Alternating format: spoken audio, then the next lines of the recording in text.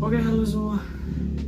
Kenalin aku Karajosi di video catatan Wibu episode ke-18.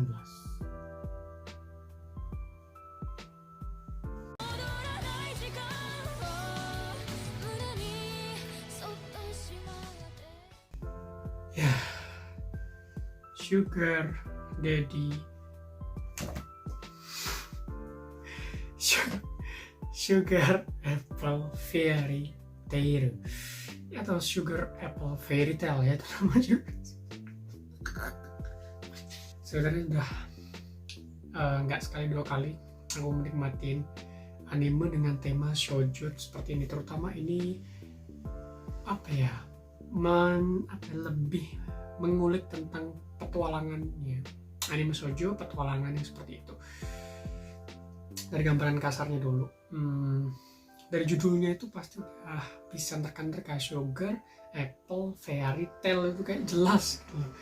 Terus apa maksud dari Sugar Apple-nya itu adalah salah satu komponen penting yang akan ada dalam cerita, dan dimana world buildingnya sendiri itu menurutku cukup menarik ya. Ini bertema fantasi tentu aja, dari kata fairy tale-nya kayak gitu ya, dan beneran juga merujuk ke fairy-nya secara straight langsung gitu, bukan karena ini mentang-mentang fairy tale terus ceritanya fantasi yang gimana gitu, nggak, beneran ada fairy-nya, ada perinya di situ. Dan sebenarnya dari awal aku ngelihat covernya dan baca premisnya, dua impresi yang aku dapetin saat itu juga ya. Ini impresi awal aja. Pertama itu aku akan berekspektasi bahwa ini akan menceritakan perjalanan orang gadis itu menjelajah, bertemu dengan banyak orang dan mendapatkan sebuah makna atau sebuah pesan-kesan dari setiap pertemuan dia dengan orang-orang baru. Dan yang kedua adalah reverse harem. Entah kenapa aku merasa seperti itu, karena di covernya itu banyak tipikal yang seperti itu. Langsung aja kita masuk ke sinopsisnya. Sinopsisnya agak panjang nih. Jadi ini bercerita di sebuah negeri yang dimana manusia dan peri itu hidup berdampingan, hingga manusia mengkhianati peri dan memanfaatkan kelemahan peri lalu memperbudak mereka. Ini kelihatan banget ya dari sinopsisnya. Dan seorang gadis muda bernama Anne Halford berpikir bahwa manusia dan peri itu harus hidup dengan setara, jadi bisa hidup berdampingan, nggak ada diskriminasi, nggak ada yang namanya kayak pandangan sebelah mata atau kayak perbudakan biasa, tipikal MC yang seperti itu. Karena Anne hanya tinggal bersama ibunya, dia banyak mendengar cerita tentang peri dan juga tentang kerajinan gula. Nah, tadi yang dimention dari judulnya kan Sugar Apple, jadi di sini ada job class di mana mereka itu jadi seorang pengrajin gula gitu. Karena ibunya adalah pengrajin gula atau jadi master perak atau gimana, dan juga si Annya itu mengagumi ibunya sehingga dia bertekad dan bercita-cita untuk menjadi seperti ibunya, sehebat ibunya. Lalu di perjalanannya dia, ketika dia memulai petualangan itu, yang ngertilah, pasti akan bertemu dengan beberapa orang-orang dan juga badinya dalam tanda kutip, teman perjalanannya si Anne Halford itu. Terus dari sinopsisnya itu udah, ini sangat klise ini arah ceritanya, tapi mari kita bahas lebih dalam lagi. Oke, untuk autornya itu bernama Miri Mikawa. Udah, itu aja. Aku nggak dapet biografinya, nggak dapet biografi informasinya dia ini apa, cuman aku akan ambilkan Twitternya. Kita masuk ke about and production. Sugar Apple Fairy Tale atau Sugar Apple Fairy Tale adalah novel fantasi ringan yang ditulis oleh Miri Mikawa dan diilustrasikan oleh Aki. Berjumlah 17 volume dan dirilis dari 31 Maret 2010 sampai 1 Februari 2015. Dalam kurun waktu 5 tahun udah ada 17 volume, dan bisa dikatakan bisa dikatakan novelnya sudah selesai atau tamat. Mendapatkan 2 adaptasi ya. Yang pertama itu adaptasi komik dan yang kedua itu adaptasi anime. Untuk adaptasi komiknya itu digambar atau diilustrasikan oleh Alto Yukimura dari November 2011 sampai Oktober 2014. Itu kurun waktu di mana novelnya tuh masih ongoing ya. Terus secara online dipublish atau di-uploadnya itu di Hakusensha Hana no Yome. Untuk mangganya yang kedua, ada manga keduanya itu digambar oleh atau diilustrasikan oleh Yozora no Udon dari November 2021. Berarti yang novel kedua, bukan manga keduanya, aku nggak tahu ini manga remake atau apa, baru 2 tahun yang lalu, 2021, dan dipublish oleh Kadokawa Shoten. Kadokawa Shoten. Untuk anime ini, animenya digarap oleh studio GC Staff. Jadi persiapkan diri kalian, ini another GC Staff anime. Another GC Staff anime. Tayang dari 6 Januari 2023 sampai 24 Maret 2023. Berarti ini tanggal berapa ini? Video ini direkam 28 kayaknya, 7. Sekitar 3-4 hari yang lalu, dan bisa ditonton di Muse free streaming.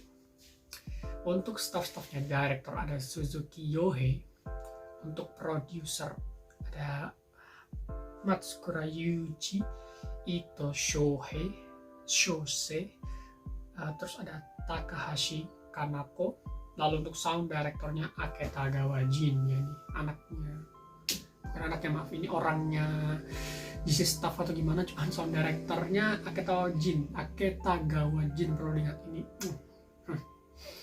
Lalu langsung aja masuk review. Dikit banget informasinya. Secara visual, anime ini tuh bagus, nggak ada permasalahan sama sekali. Untuk visualnya bener-bener ya secara fairy tale kalian tahu dibuat dengan baik. Lalu untuk animasinya juga nggak ada yang bener-bener melenceng atau 3D-nya dibuat sebegitu kontras sehingga terlihat mencolok kan objek 3D-nya diantaranya. Enggak, ini 3D-nya masih enak dilihat, terus visual gambarnya masih enak, warnanya itu lebih vibrant, dan ini memang benar-benar memberikan visual yang cukup dilihat dan bisa dianggap enak kayaknya ya. Lalu untuk alur cerita ini adalah bagian yang menurutku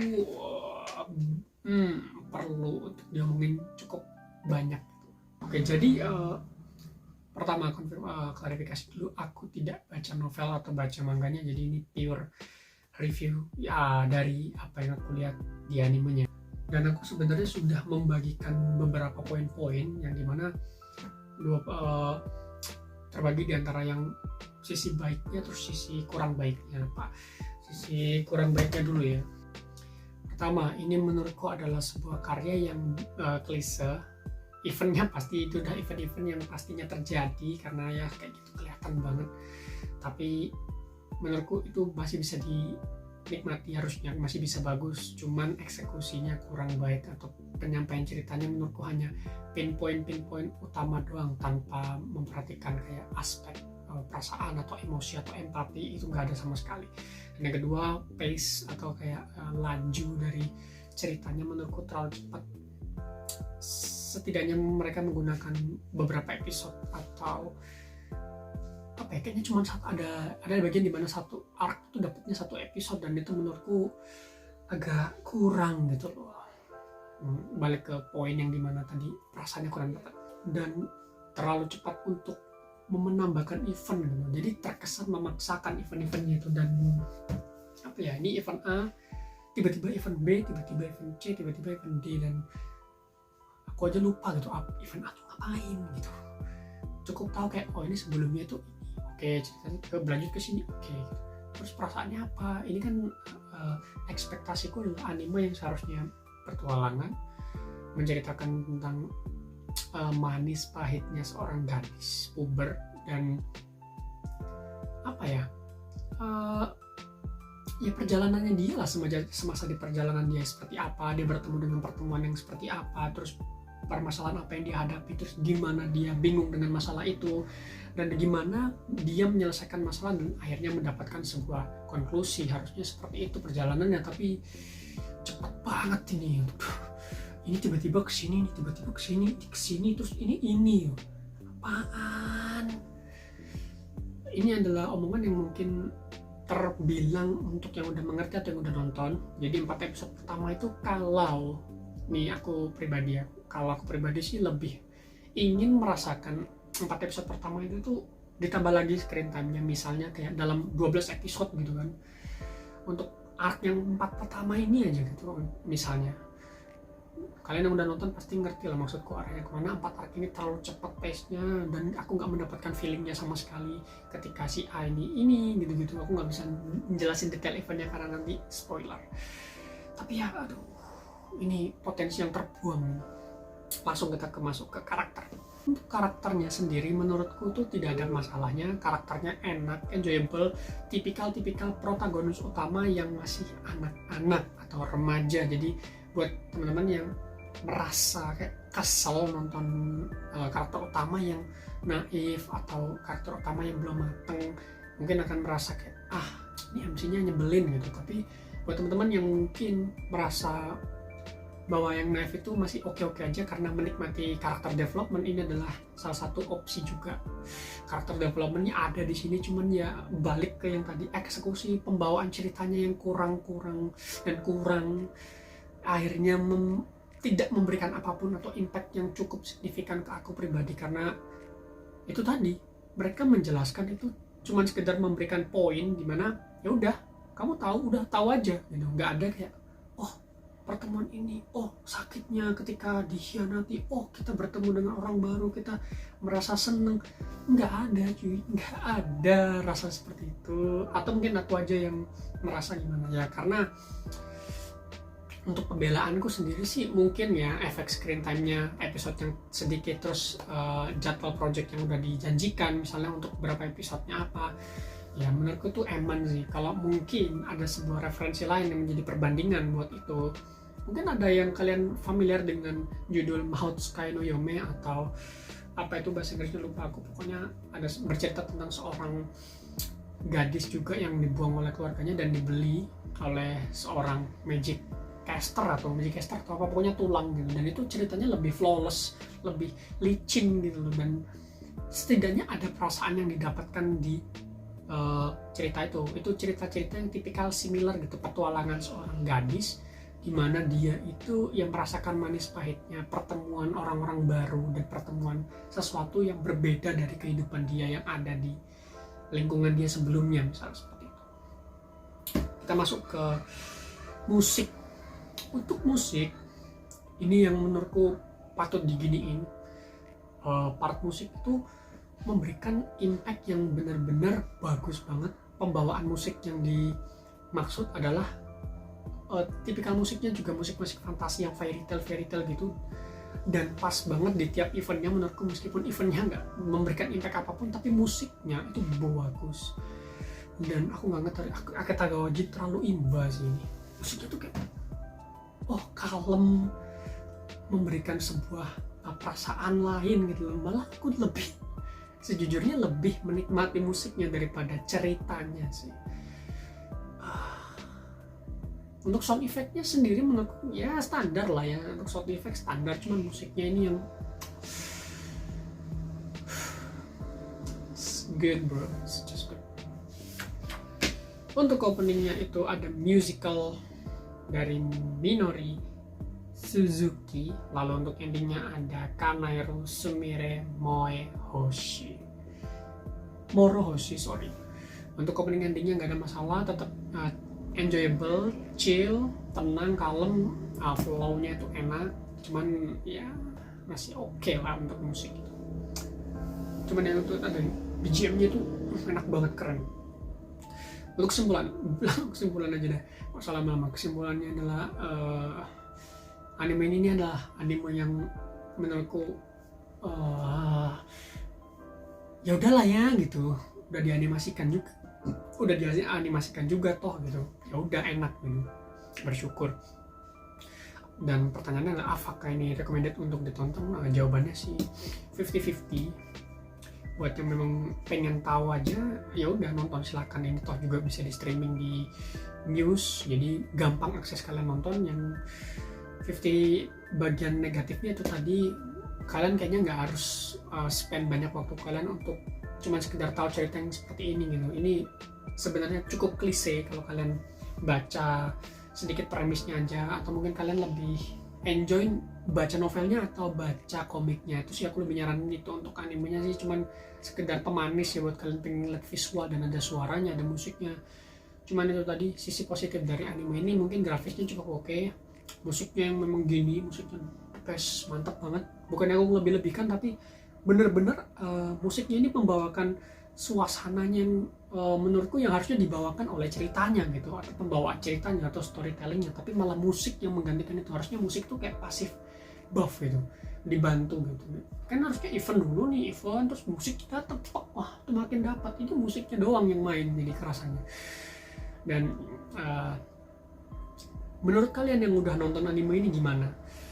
Nyari romansnya aja, nikmatin romansnya aja. Iya, aku nggak mempermasalahkan soal romansnya. Yang aku permasalahan adalah gimana tim produksi itu membawakan ceritanya aja. Sebenarnya nggak ada masalah di romansnya atau dramanya atau event kecilnya itu di dalam itu, atau karakter utamanya, aku nggak ada masalah sama sekali. Cuman itu tadi permasalahan yang menurutku kurang aja.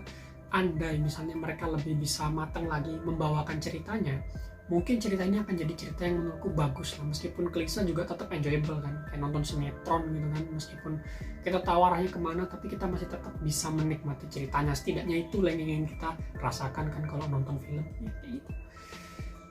Sekian aja ya, terima kasih udah nonton sampai habis. Menurut kalian gimana? Bisa tulis saya di bawah ya. Buat yang udah atau mungkin yang belum, kalian bisa berpendapat juga, silakan. Selamat menjalankan ibadah puasa buat yang melaksanakan. Sampai jumpa lagi di video selanjutnya. Ini pertama kali aku main lighting gini ya, ini pakai center ya. Kalau oke lanjut lagi gini nih ya, karena mungkin bajunya kuning kan, jadi memberikan efek lain kan, terang. Tipikal MC Sojo ketemu ini reverse harap. Sebenarnya enak loh, cuman ini kenapa storytellingnya begitu.